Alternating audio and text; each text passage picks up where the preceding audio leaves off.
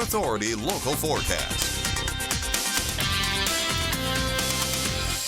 Okay, as far as our weather is concerned here in the desert Southwest, we are par for the course as far as how we're feeling outside on this Tuesday evening. Here's a look at your RV World of Yuma sky cam. We got the nightlife of the Yuma area amongst the rest of the desert Southwest again on this Tuesday evening. Here's what we're looking at beyond at this particular point.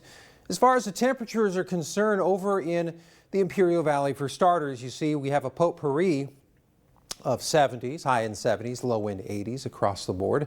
80 degrees in both Holtville as well as Imperial. So what's life like over on the east side? Well, very similar. If anything, a little bit warmer. As you can see in eastern Yuma County, we're talking low end 80s and even some high end 70s temperatures on the board as well. So the futurecast, here's what the future's got for us. Well, it's going to start with today, where we've had this ridge start to develop, and I did say start because it's going to continue to maturate as we get on through the next couple of days. So we have warmer conditions, believe it or not, as we get on into Wednesday, potentially even Thursday, before we start to take the edge off of things, with the trough beginning to build over to the west. So that's what we got to look forward to for Mom's Day weekend. Just a hint for you there. But taking a look what's going on in the southeast, this is where they've had dangerous weather today and continuing into the night as well. You got moisture getting pumped into the scene. You got a very cold air mass kind of mixing in with that, not to mention a cold front, which acts like the trigger to all the dangerous weather. We're talking about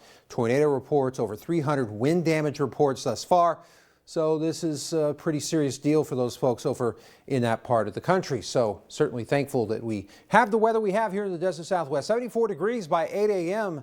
come Cinco de Mayo, and then we're going to kind of spice things up temperature-wise. We're going to get up there around the mid-90s and potentially the high 90s as well before we get down into lower 90 territory by the time we get to the 7 p.m. hour. Here's a look at your Yuma International Airport extended forecast. Your Cinco de Mayo should be about high-end 90s. We're going to keep that theme going through the rest of the week, even on into the weekend.